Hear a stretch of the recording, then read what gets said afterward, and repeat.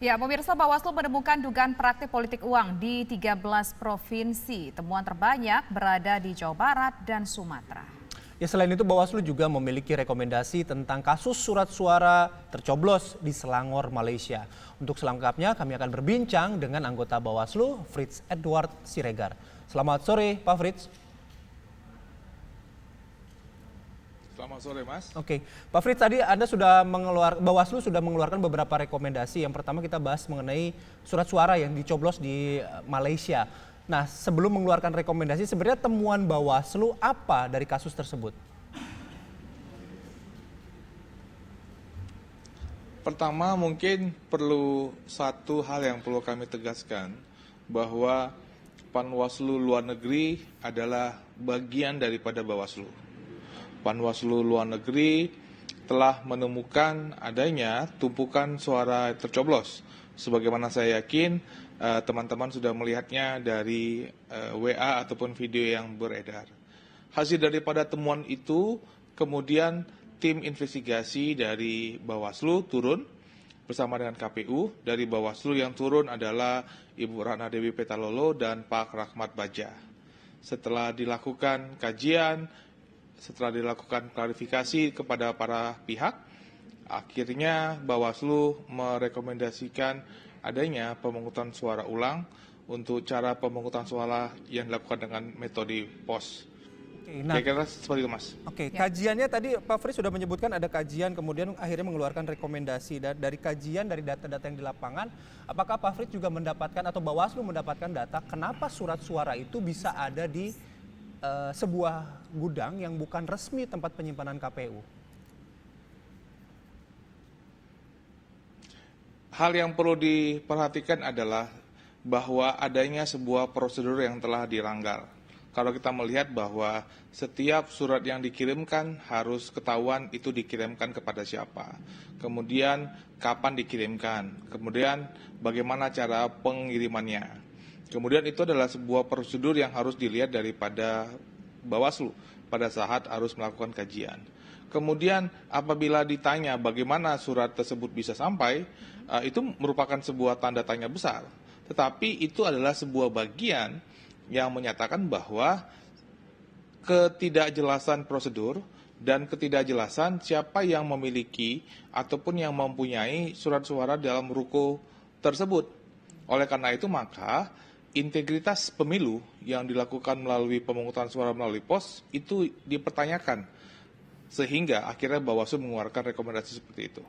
Pak, Bawaslu mengeluarkan dua rekomendasi, pemungutan suara ulang, kemudian juga penggantian 2 PPLN, dan juga itu agak menjadi sebuah pertanyaan besar, kenapa surat suara bisa berada di sebuah gedung dan sudah tercoblos. Nah, dalam hal ini apakah Bawaslu juga menemukan siapa pihak yang harus bertanggung jawab atas ditemukannya surat suara yang sudah tercoblos, Pak?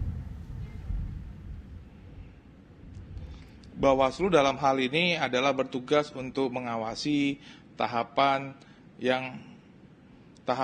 pemilu yang sedang berlangsung. Sehingga rekomendasi Bawaslu adalah bagaimana agar hak pilih daripada warga negara kita tidak hilang dan mereka masih bisa menyatakan pendapatnya melalui cara yang lain. Oleh karena itu makanya fokus Bawaslu adalah bagaimana menyelamatkan kepercayaan masyarakat terhadap proses pemilu yang sudah ada. Pak, ini kan ada 2 anggota PPLN yang diganti, yaitu Wakil Duta Besar Indonesia di sana, kemudian juga ada satu lagi nama, kalau tidak salah namanya Pak Jaju Nasir. Ini apa pertimbangannya mereka diganti? Apakah mungkin ada mungkin bahasanya di sini ada kelalaiankah yang dilakukan oleh 2 PPLN ini atau apa pertimbangannya, Pak?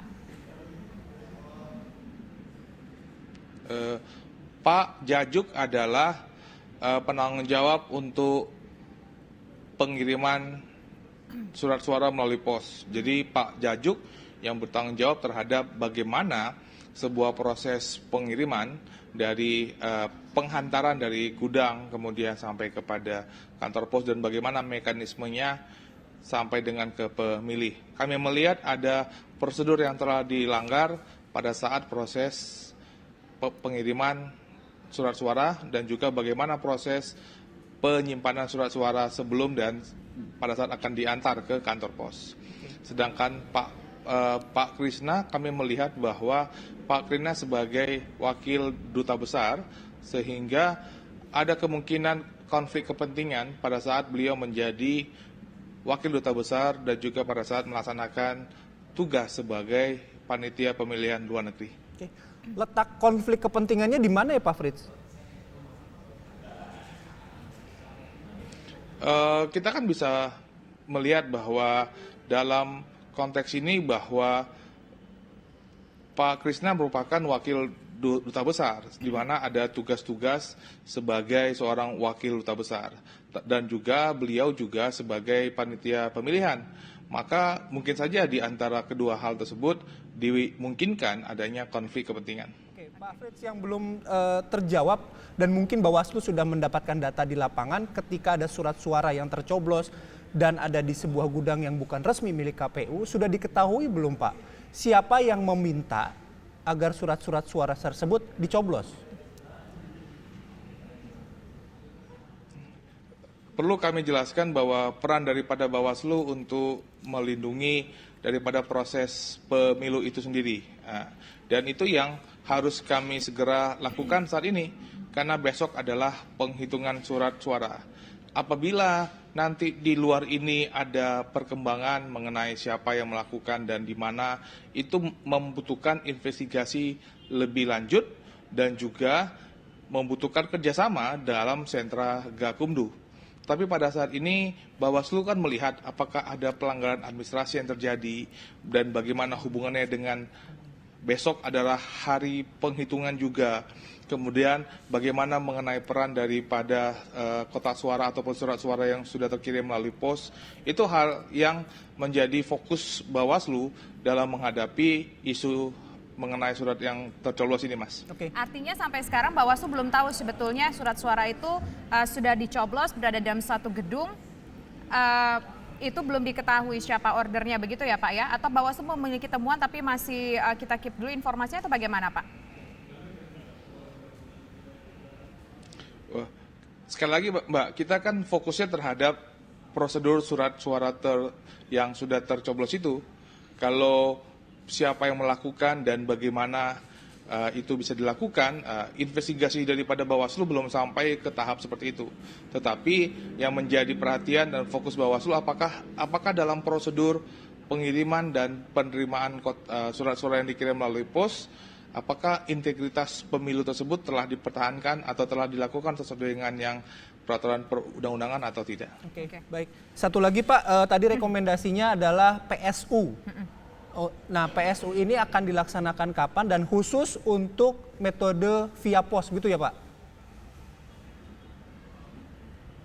Benar, kalau kita melihat di Kuala Lumpur ada 121 ribu sekitarnya untuk pemungutan suara lewat TPS, 131 melalui kotak suara keliling dan 19.000 melalui metode pos. Nah, kami menyerahkan waktunya kepada KPU, bagaimana metodenya, apakah perlu metode pengganti ataukah dengan cara yang sama, itu kami serahkan kepada kebijakan daripada KPU. Ya, Pak, tadi kami juga mendapatkan informasi ada sekitar 13 provinsi ditemukan praktek politik uang. Sejauh ini seperti apa temuan dari Bawaslu Pak untuk masalah itu Pak? Di Indonesia. Ada 13 provinsi dan ada 25 tempat, 25 lokasi adanya OTT dari Bawaslu. Ada 3 OTT yang dilakukan yang tertangkap oleh polisi dan ada 22 yang tertangkap oleh anggota Panwaslu kita, baik dari pengawas TPS, ada Panwascam dan juga ada Bawaslu Kabupaten Kota. Mekanismenya ada berbeda-beda, ada paling banyak ada di daerah Tanah Karo sebesar 190 juta, ada juga sekitar 20 juta, di Papua ada 1 juta. Jadi mekanismenya ada yang pembagian uang secara langsung, ada juga pembagian C6, di mana ada pengenalan salah satu peserta pemilu, salah satu caleg dan ada uangnya, atau ada juga melalui sembako. Jadi ada beberapa metode yang dipergunakan. Ada yang dibagikan di rumah penduduk, ada yang dibagikan di pusat keramaian. Oke. Nah, kalau begini nasib pelanggarnya, katakanlah orang yang memberikan politik uang ini, apa langsung didiskualifikasi? Kalau melihat bahwa Bawaslu memiliki waktu 14 hari untuk melakukan klarifikasi dan penanganan pelanggaran pidana, dan sesuai dengan pasal 523, maka yang dikenakan pidana adalah pelaksana peserta dari peserta pemilu yang memberikan uang selama masa tenang. Nah, ini kan sekarang harus dilihat, Mas, kalau melihat normanya berarti orang tersebut yang melakukan. Nah, seandainya itu adalahnya calegnya langsung, mungkin langsung dapat, harus melalui prosedur juga, harus melalui prosedur adanya proses pembuktian melalui proses di pengadilan. Jadi harus ada putusan yang berkekuatan hukum tetap. Oke, baik. Baik. Terima kasih Pak Fritz Edward Siregar sudah bergabung bersama kami di Kabar Petang. Selamat sore.